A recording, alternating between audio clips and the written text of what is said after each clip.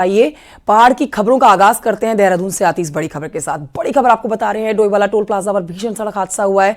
बेकाबू ट्रक ने कार को मारी है जोरदार टक्कर और इस हादसे में कार सवार 2 लोगों की दर्दनाक मौत हो गई है। सूचना पर पहुंची है पुलिस मौके पर और शवों को निकाला गया है बाहर, पोस्टमार्टम के लिए भेजा गया है और तस्वीरें भी आपको दिखा रहे हैं। बेहद दर्दनाक भीषण सड़क हादसा, 2 लोग जो कार में सवार थे, देखिए पूरी तरह से कार जो है वो क्षतिग्रस्त हुई है। इस कार में सवार 2 लोगों की जान जा चुकी है। बड़ी खबर आपको बता रहे हैं। ट्रक आप देखिए आगे का हिस्सा पूरी तरह से नष्ट हो चुका है और ये टक्कर कितनी जोरदार रही होगी इन तस्वीरों से आप अंदाजा लगा सकते हैं। सत्येंद्र बर्थवाल इस खबर पर और जानकारी के साथ हमारे साथ लाइव मौजूद हैं। सीधे रुख करेंगे सत्येंद्र बर्थवाल की तरफ। सत्येंद्र बर्थवाल इस समय ग्राउंड जीरो पर मौजूद हैं। सत्येंद्र, ये पूरी खबर विस्तार से बताएं। बिल्कुल बिल्कुल, आप सीधी वो तस्वीरें देखिए, ये वो गाड़ी है जिसका यहाँ पे हादसा हुआ। ये सामने ये पोल है, इस पोल पे गाड़ी, ये डंपर है, इस डंपर ने पीछे से इतनी तेज मारी कि गाड़ी वो सामने पोल पे इस हालत में, इस कंडीशन में आप गाड़ी देख सकते हैं। गाड़ी के अंदर 2 लोग बताए जा रहे थे। ये दोनों देहरादून से और टेहरी की तरफ जा रहे थे, बताया जा रहा है। वहाँ पे ये कुछ जॉब वगैरह करते हैं, वहाँ पे जॉब के लिए जा रहे थे। यहाँ पे अभी भी आप देख सकते हैं रेस्क्यू कार्य चल रहा है।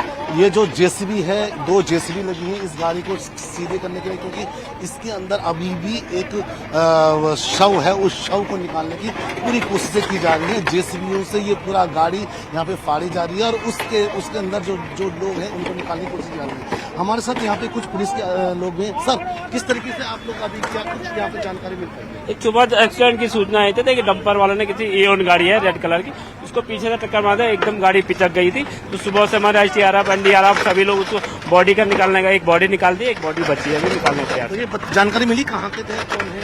ये यही कुछ कोर्ट में कर्मचारी हैं, टीरी कोर्ट में शायद ड्यूटी जा रहे थे कर्मचारी। वो जो डंपर है वो पकड़ा गया, ट्रक ड्राइवर? हाँ, ट्रक ड्राइवर हिरासत में ले लिया। बिल्कुल, अभी आप देख सकते हैं कि यहाँ पे लगातार रेस्क्यू जारी है, क्योंकि एक बॉडी अभी भी इस गाड़ी के अंदर है, इसे निकालने की पूरी कोशिश की जा रही है। दोनों तरफ से जेसीबियां लगाई गई हैं जो इस गाड़ी को फाड़े और उससे अंदर जो शव है उसे निकाले। यानी कि एक ही शव निकल पाया है यहाँ से और दूसरा अभी यहाँ पे पूरी कोशिशें जारी है। एसडीआरएफ की टीम यहाँ पे मौके पे है, पुलिस की टीम यहाँ पे मौके पे। किसी भी तरीके से जो अंदर जो शव है, यानी कि जो व्यक्ति यहाँ पे गाड़ी चला रहा था उसका शव अभी अंदर फंसा है, उसको निकालने की पूरी कोशिशें की जा रही हैं। यहाँ पे आप देख सकते हैं किस तरीके के हालात हैं, यहाँ पे किस तरीके की ये गाड़ी के अंदर किस तरीके का उस बंदे की स्थितियां हो रही हैं, आप देख सकते हैं तस्वीरों में। जी ठीक है, तस्वीरें दिखाई जा रही हैं सत्येंद्र बर्थवाल के द्वारा। और ये बहुत ही भीषण सड़क हादसा जिसमें आप देखिए आगे का हिस्सा तो ट्रक का खत्म हो चुका है और इस दर्दनाक हादसे में 2 लोगों की जान भी जा चुकी है। ये दुखद खबर आज की प्रदेश से जो निकल कर आई है, वहाँ की तस्वीरें और जानकारी हमारे सहयोगी सत्येंद्र बर्थवाल दे रहे थे। शुक्रिया आपका सत्येंद्र जानकारी के लिए।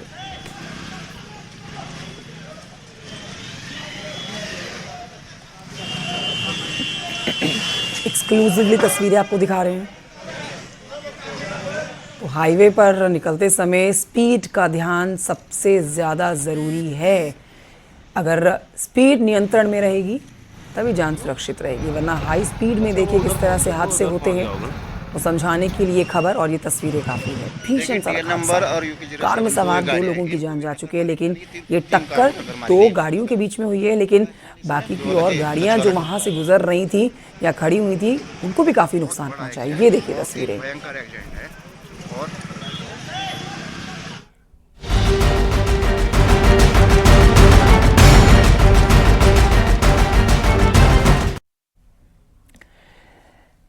धामी सरकार के धाकड़ 3 साल पर अब जानकारी लीजिए। रुद्रपुर दौरे पर रहने वाले मुख्यमंत्री पुष्कर सिंह धामी 12:30 बजे रुद्रपुर पहुंचेंगे। सीएम धामी सरकार के 3 साल पूरे होने पर कार्यक्रम में शामिल होने जा रहे हैं। बीजेपी आज अपने सरकार के 3 साल पूरे होने पर जगह जगह पर कार्यक्रमों का आयोजन कर रही है और ये कार्यक्रम में मुख्यमंत्री धामी शामिल होने जा रहे हैं। गल्ला मंडी से गांधी पार्क तक का सीएम का रोड शो होना है।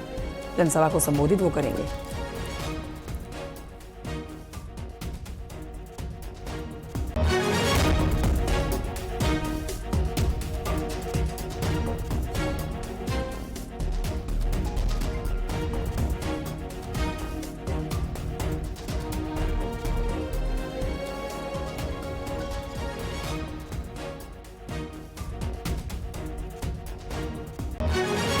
आपको दिखा रहे हैं। और देखिए ये आयोजन, जिस कार्यक्रम में आज मुख्यमंत्री धामी शामिल होंगे, इसके अलावा आज प्रदेश भर में जश्न के तौर पर दिन को मनाने जा रही है बीजेपी, क्योंकि 3 साल पूरे हो रहे हैं कार्यकाल को। धामी सरकार के 3 साल आज पूरे हो रहे हैं, जिसको लेकर रोड शो की तैयारी की गई और उसके बाद जनता को संबोधित भी करेंगे मुख्यमंत्री धामी।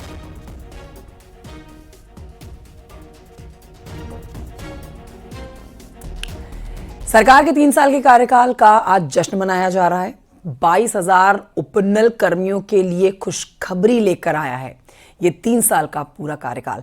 स्थानीय ठेकेदारों, छात्रों के लिए भी धामी सरकार का 3 साल का कार्यकाल पूरा होने का जश्न अच्छी खबर लेकर आया है। क्या है अच्छी खबर इनके लिए, देखिए इस रिपोर्ट में।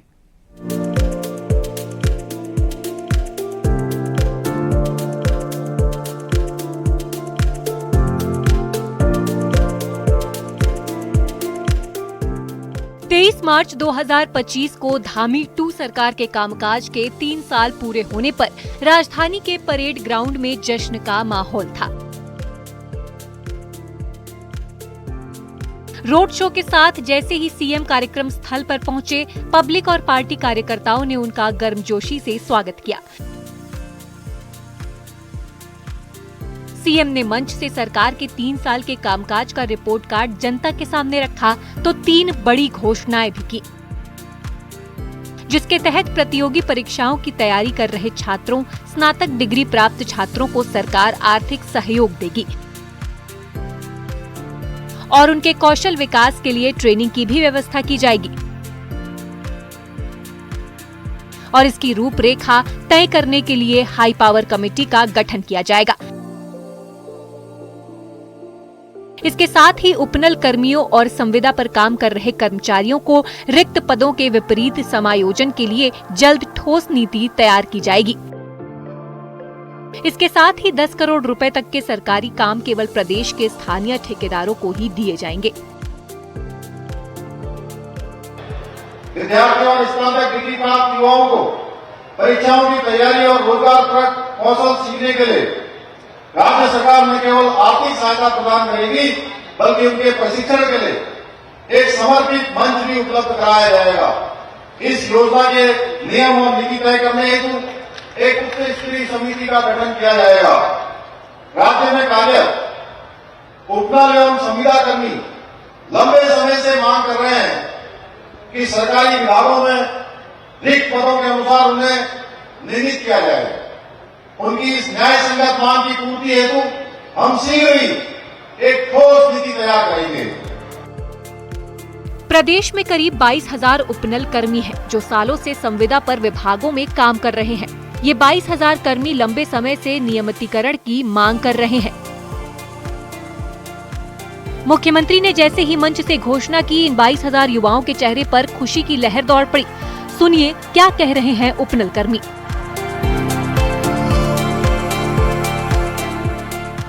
और मैं 3 साल बेमिसाल जो आज माननीय धागड़ धामी जी ने जो आज उपनल कर्मचारी 22,000 कर्मचारियों के हित में जो आज एक घोषणा की है, मैं उसका 22,000 कर्मचारियों की तरफ से तहे दिल से धन्यवाद करता हूं। और अब दुगनी जोश के साथ 22,000 कर्मचारी सरकार का जैसे पहले से कंधे से कंधे मिलाकर काम कर रहे थे, अब दुगनी एनर्जी के साथ हम काम करेंगे। 22,000 कर्मचारियों की जो पीड़ा है, उनके परिवार की जो पीड़ा है, बच्चों की पढ़ाई का जो बोझ है, माँ बाप की दवाई का जो बोझ है, उसको समझा है मुख्यमंत्री जी ने। तो इसके लिए मैं मुख्यमंत्री का बहुत धन्यवाद करता हूं और आशा करता हूं कि जो घोषणा है जल्दी इम्प्लीमेंट हो और जो हमारे 22,000 कर्मचारी हैं वो नियमित हों और उनका जो गुजर बसर है वो सम्मानजनक हो सके। मुख्यमंत्री ने रिपोर्ट कार्ड पेश करने के साथ ही भविष्य का रोड मैप भी जनता के सामने रखा। उन्होंने आश्वस्त किया कि सरकार पूरे जोश और जज्बे के साथ राज्य के विकास में जुटी हुई है। इस मौके पर सीएम ने सेवा, सुशासन और विकास के 3 वर्ष बुकलेट का विमोचन भी किया। न्यूज़ 18 के लिए देहरादून से सुनील नवप्रभात की रिपोर्ट।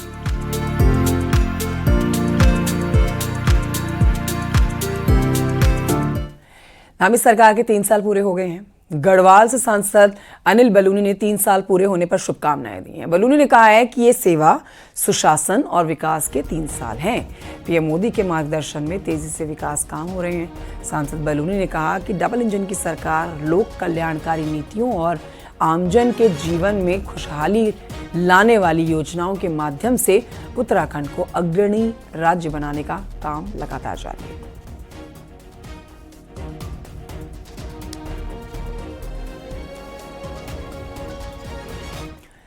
राज्य सरकार ने रविवार को अपने 3 साल पूरे होने का जश्न धूमधाम से मना लिया, लेकिन अब बाकी के बचे 2 साल में सरकार के सामने 3 बड़े चैलेंजेस हैं।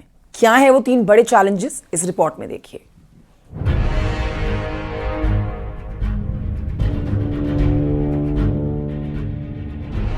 आने वाले दिनों में धामी सरकार का फोकस उत्तराखंड में फिल्म सिटी बनाने पर रहने वाला है। दरअसल उत्तराखंड में तकरीबन 200 फिल्म की शूटिंग पाइपलाइन में है, जिसमें OTT प्लेटफॉर्म पर रिलीज होने वाली फिल्म से लेकर बॉलीवुड और साउथ के प्रोजेक्ट पर भी काम होना है। ऐसे में मुख्यमंत्री मानते हैं कि देश दुनिया की नजर उत्तराखंड पर है और फिल्म बोर्ड बनाने की दिशा में भी काम करेंगे। इसके साथ ही सरकार की प्राथमिकता में उत्तराखंड को वेडिंग डेस्टिनेशन बनाना है और 2027 में हरिद्वार में होने वाला अर्धकुंभ का सफल आयोजन करना होगा।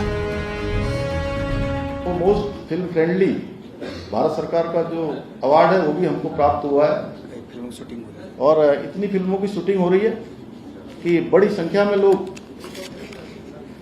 और 200 के लगभग जो है फिल्मों की यहाँ शूटिंग हो रही है। और आने वाले समय में एक समय में जब देश के अनेक स्थान उनको फिल्म शूटिंग के लिए अच्छे डेस्टिनेशन जो थे, आज उत्तराखंड उसमें शामिल हो गया है।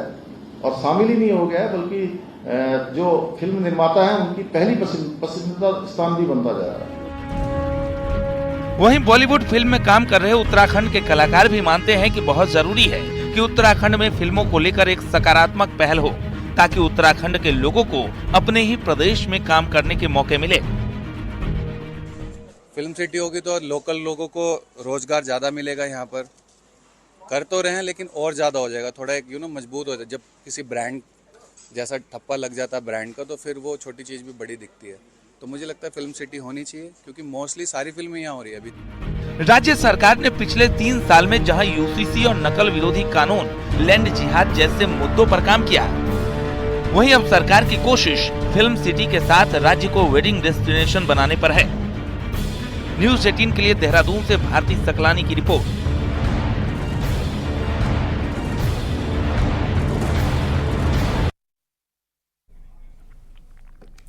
पौड़ी में बीजेपी के प्रदेश अध्यक्ष महेंद्र भट्ट का विरोध लगातार जारी है। सरकार के 3 साल पूरे होने पर आयोजित कार्यक्रम में महेंद्र भट्ट पहुंचे हुए थे।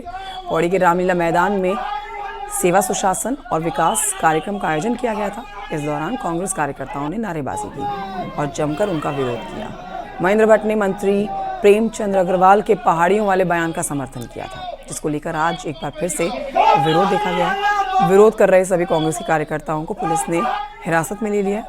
विरोध के बावजूद बीजेपी के प्रदेश अध्यक्ष महेंद्र भट्ट ने दीप जलाकर कार्यक्रम का शुभारंभ किया।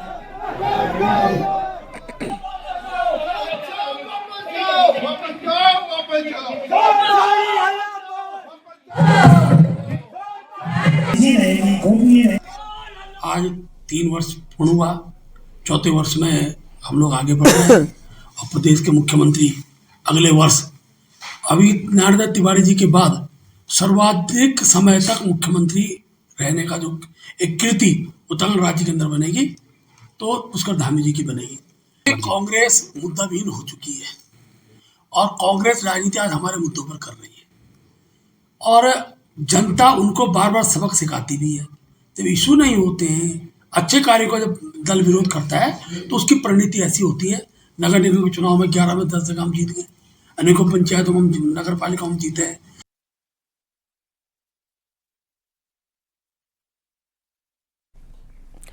तो उधर विरोध प्रदर्शन में शामिल होने देहरादून से बस से पौड़ी जा रही राज्य आंदोलनकारी वीरा भंडारी का आरोप है कि पुलिस ने उन्हें रास्ते में ही रोक दिया। कार्यक्रम की समाप्ति के बाद शाम को पौड़ी पहुंची वीरा भंडारी ने पुलिस की इस कार्रवाई के खिलाफ डीएम कार्यालय के बाहर धरना दिया। धरने के दौरान की तस्वीर आप देख रहे हैं। महेंद्र भट्ट के खिलाफ ये प्रदर्शन करने के लिए कार्यक्रम में जाना चाह रही थी, जिन्हें बीच रास्ते में रोका गया। इनका आरोप है कि पुलिस ने इन्हें आगे जाने नहीं दिया। अध्यक्ष जी को यही बोला था कि साहब अगर ये फर्जी है कि इनको आज ही इनको खत्म कर दिया जाए, जबकि उन कार्डों के माध्यम से इन लोगों को सारी सुविधा मिलती है।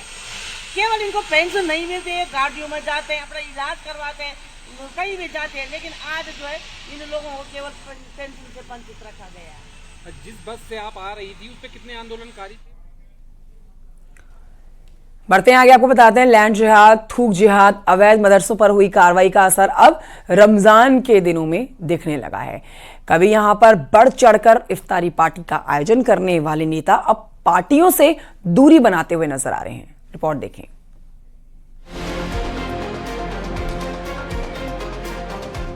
रमजान का आधा महीना बीत चुका है, लेकिन इस बार नेताओं की इफ्तार पार्टी की रौनक गायब है। प्रदेश में जिस तरह से अवैध मदरसों से लेकर लैंड जिहाद पर कार्रवाई का सिलसिला चल रहा है, उसके बाद इफ्तार पार्टी से नेताओं की दूरी दिखने लगी है। कांग्रेस के जो नेता कभी इफ्तार पार्टी ऑर्गेनाइज करवाया करते थे, उनकी पार्टियों का अभी तक कोई अता पता नहीं। वहीं बीजेपी के मुस्लिम नेता तो खुद ही मानने लगे हैं कि मुसलमान नहीं चाह रहा कि कोई पार्टी हो। डर बैठ गया। जो पॉलिटिकल लीडर्स इस काम को करते थे उनके अंदर एक दहशत का वातावरण है कि भाई अगर कहीं रोजा इफ्तार का पार्टी करेंगे तो कहीं मुसलमान परस्त होने का या तुष्टीकरण का हमारे ऊपर तगबाना लग जाए। मैं समझता हूँ ये अच्छी बात नहीं है, बुरी बात है और इसको जारी रहना चाहिए। डरी हुई, घबराई हुई, सहमी हुई कांग्रेस अब हिम्मत नहीं कर पा रही है। उसको लगता है कि वो जो तुष्टीकरण की राजनीति, गले में साफा डाल के, सर पे टोपी लगा के और जिस तरह से कांग्रेसी जाते थे और उनको लगता था कि वोट बैंक की पॉलिटिक्स कर लेते हैं, अब उन्हें घबराहट होने लगी है कि ज़्यादा करेंगे तो ऐसा तो नहीं कि हिंदू वोट नाराज़ हो जाएगा। तो तुष्टीकरण की राजनीति जो पहले करते थे, वही अपीजमेंट पॉलिटिक्स, उनका पहले भी ये धोखा था, आज भी धोखा है। वो जिसके साथ हैं उसके साथ ईमानदारी से नहीं है। मुस्लिम संगठन मानता है कि उन्हें नहीं चाहिए कि कोई पार्टी हो, घर पर ही इफ्तारी अपनों के बीच करना उन्हें ठीक लग रहा है। देख रहे हैं कि जो हमारी पार्टियां हैं वो अब इनमें हिंदू मुस्लिम जो देश के अंदर चल रहा है, इस चीज़ को देखते हुए कहीं ना कहीं इन सब चीज़ों से वो दूर होते जा रहे हैं। मुस्लिम समाज को बिल्कुल अछूत सा बना दिया है। यानी साफ है कि मुस्लिम वोट बैंक को जो पार्टियां कभी इनकैश किया करती थी, वो अब समझ गई हैं कि सॉफ्ट हिंदुत्व की राह ही सत्ता तक पहुंचा सकती है। इसलिए इफ्तार पार्टी से दूरी इसी रमजान के मौके पर दिखने लगी है। न्यूज़ 18 के लिए देहरादून से भारती सकलानी।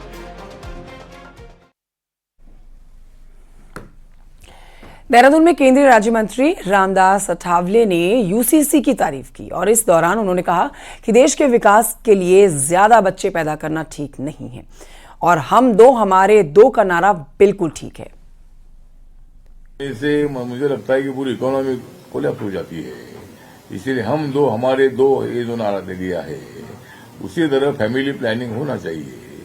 लेकिन मैं इतना ही बताना चाहता हूं कि पुराने जमाने में हिंदू समाज के लोगों को 14 बच्चे, 15 बच्चे, 16 बच्चे, इतने बच्चे होते थे, मतलब पहले जमाने में अपने हिंदू समाज में भी। इसीलिए मुस्लिम समाज को खाली शादी करने की परमिशन है, लेकिन हर मुस्लिम के 2-3 औरत एक शादी होती है ऐसा बिल्कुल नहीं है। ऐसे कोई अपवादात्मक लोग होंगे, लेकिन मुस्लिम समाज के भी ध्यान में आया कि भाई ज्यादा बच्चे पैदा करना ठीक नहीं।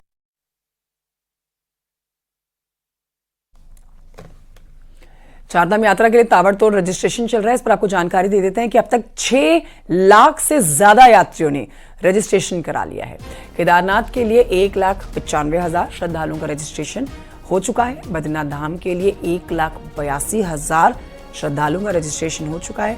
गंगोत्री के लिए 1,13,000 श्रद्धालुओं का रजिस्ट्रेशन हो चुका है और यमुनोत्री के लिए 1,10,000 यात्रियों ने रजिस्ट्रेशन करवा लिया है।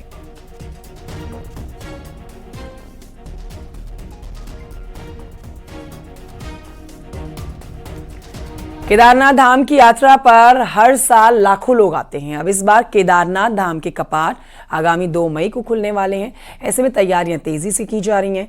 गौरीकुंड से और केदारनाथ धाम की पैदल यात्रा नेटवर्क की सबसे बड़ी दिक्कत वाली यात्रा बताई जाती है।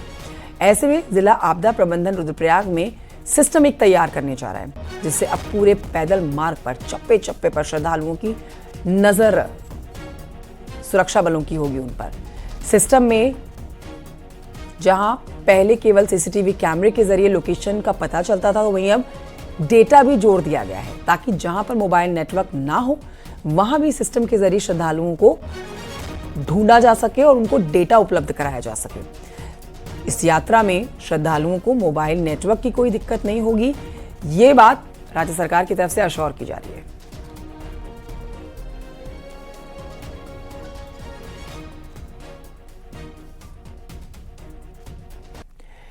हरिद्वार जिले के लक्सर में 11वीं की क्लास के छात्र का एक गजब का कारनामा सामने आया। यहां छात्र देसी तमंचा लेकर एग्जाम हॉल में पहुंचा। 17 साल का नाबालिग छात्रा जिसके पास देसी तमंचा था, बैग से चेकिंग के दौरान ये तमंचा बरामद किया गया है और स्कूल में हड़कंप मच गया जैसे ही उसके बैग से तमंचा मिला। घटना लक्सर स्थित किसान विद्यालय इंटर कॉलेज की है। छात्र को तमंचा कहां से मिला, पुलिस इसकी जांच कर रही है।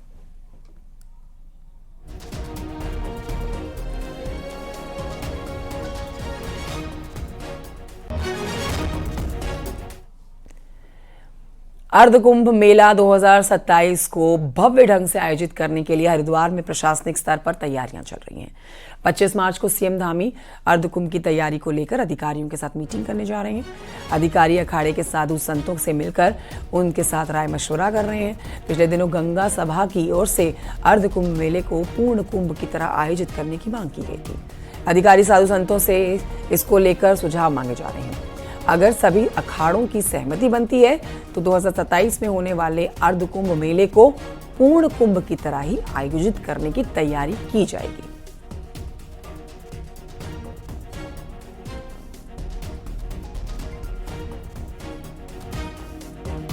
निश्चितता में 25 मार्च को अभी बैठक भी आयोजित की जा रही है। उससे पहले जिलाधिकारी महोदय द्वारा निर्देशानुसार सारे अखाड़ों में जितने भी सम्मानित हमारे साधु संत हैं सबसे मिलकर उनके प्रतिभाग को भी लेके और उनके सुझाव, उनके अनुभवों को सुना जा रहा है ताकि हमारा जो आगामी कुंभ रहे वो दिव्य और भव्य रहे। और जैसे हमारा प्रयागराज में कुंभ हुआ है वैसा ही कुंभ हमारा हरिद्वार में होगा। प्रयास किया जा रहा है।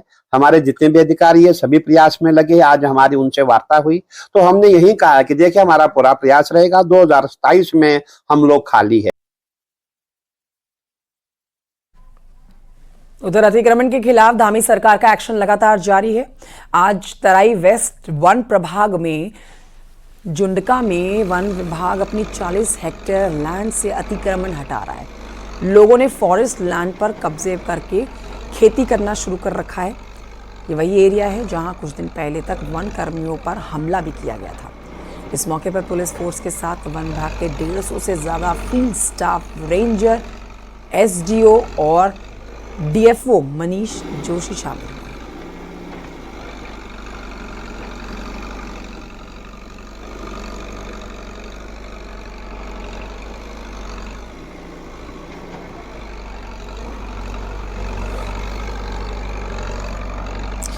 सुनील अब प्रभात और जानकारी देंगे। इस खबर पर फोन लाइन पर हमारे साथ मौजूद है। सुनील, ये खबर पूरी तरह से बताएं। तस्वीरें हम दिखा रहे हैं, ये अतिक्रमण के खिलाफ धामी सरकार का ये बड़ा जो एक्शन चल रहा है उस कड़ी में ये खबर विस्तार से हमारे दर्शकों को बताएं। देखिए कंचन, ये उधम सिंह नगर और नैनीताल से लगा हुआ तराई वेस्ट वन प्रभाग का मामला है।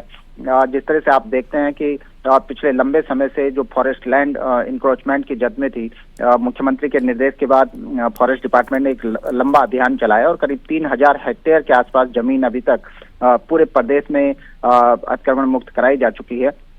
उसी क्रम में तराई वेस्ट वन प्रभाग की ये जमीन है। पिछले दिनों भी एक बार कोशिश की गई थी कि यहाँ से जो इंक्रोचमेंट है उसको हटाया जाए, लेकिन तब फॉरेस्ट डिपार्टमेंट की जो टीम वहाँ पर थी उस पर ग्रामीणों ने हमला कर दिया था। आज वहाँ पर पूरी पुलिस फोर्स के साथ और करीब 150 से 200 की संख्या में जो फॉरेस्ट का फील्ड स्टाफ है वहाँ पर मौजूद हैं। फॉरेस्ट के तमाम आला अफसर वहाँ पर मौजूद हैं और जेसीबी की मदद से यहाँ पर अतिक्रमण हटाया जा रहा है। करीब 40 हेक्टेयर लैंड है और ये उम्मीद जताई जा रही है कि शाम तक इसको पूरी तरह से अतिक्रमण मुक्त कर दिया जाएगा। इसी तरह से पूरे प्रदेश में जहाँ जहाँ भी फॉरेस्ट लैंड पर इंक्रोचमेंट है, मुख्यमंत्री के सख्त आदेश हैं कि जहाँ भी इस तरह की जमीनें लोगों की कब्जे में हैं उनको अतिक्रमण मुक्त किया जाए। जी ठीक है, बहुत शुक्रिया आपका जानकारी के लिए सुनील प्रभात। इस खबर पर नजर बनाए रखिएगा। धर्मनगरी हरिद्वार की अब बात करेंगे, जहां पर व्यंजनों और लजीज खानों के लिए भी ये जगह काफी फेमस है। इस फेरिस्त में एक अनोखा रेस्टोरेंट जुड़ गया है। हरिद्वार रेलवे स्टेशन पर रेलवे की ओर से एक रियल रेल कोच रेस्टोरेंट शुरू किया गया है जो लोगों को काफी ज्यादा आकर्षित कर रहा है। देखिए रिपोर्ट।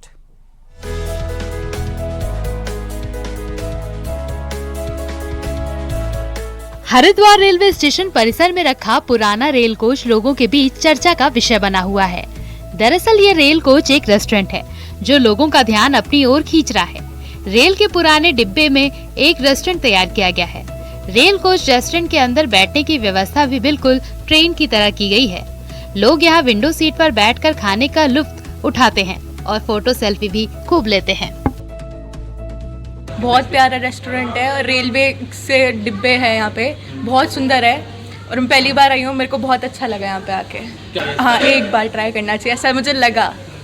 अब यहाँ पर आके ट्राई करना कैसा एक्सपीरियंस है? बहुत अच्छा एक्सपीरियंस है। अभी हमारा फर्स्ट टाइम एक्सपीरियंस है बट अच्छा लग रहा है काफ़ी। और हम डिस्ट्रिक्ट अमरोहा से। जी, अभी हमने जस्ट अभी देखा है ये रेस्टोरेंट, काफ़ी अच्छा लगा देखकर। दूर से देख के अट्रैक्शन इसमें होता है? जी, अट्रैक्शन हुआ काफ़ी। दरअसल रेलवे की ओर से पुराने पड़े रेल कोच का इस्तेमाल कर रेस्टोरेंट खोलने की एक चैन शुरू की गई है।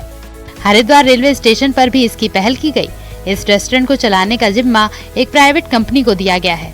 लोग यहां पहुंचकर जायकेदार खाने के साथ साथ अच्छी मेमोरीज भी बना रहे हैं। उसमें रेल कोच में बना हुआ रेस्टोरेंट में जान लो जैसे पैसेंजर आते हैं जो रेल के डिब्बे जैसे खाना वही लुत्फ उठा सकते हैं। इधर रेल के ट्रेन में जैसे खाना मिलता है वही यहाँ पे भी आप वही लजीज से हमारा कुछ उठा सकते हो। आपका जो हाँ सर, ये पूरा स्टेशन के सामने बना हुआ है, अच्छा भी है और रेल की ट्रेन बगी में है। पुराने रेल कोच में रेस्टोरेंट खोलने का प्रयोग सफल होते देख रेलवे की अन्य जगहों पर भी ऐसे ही रेस्टोरेंट खोलने की योजना है, जिससे रेलवे की आय बढ़ेगी और लोगों को ट्रेन यात्रा की फील वाला जायकेदार खाना भी मिलता रहेगा। न्यूज़ 18 के लिए हरिद्वार से पुलकित शुक्ला की रिपोर्ट।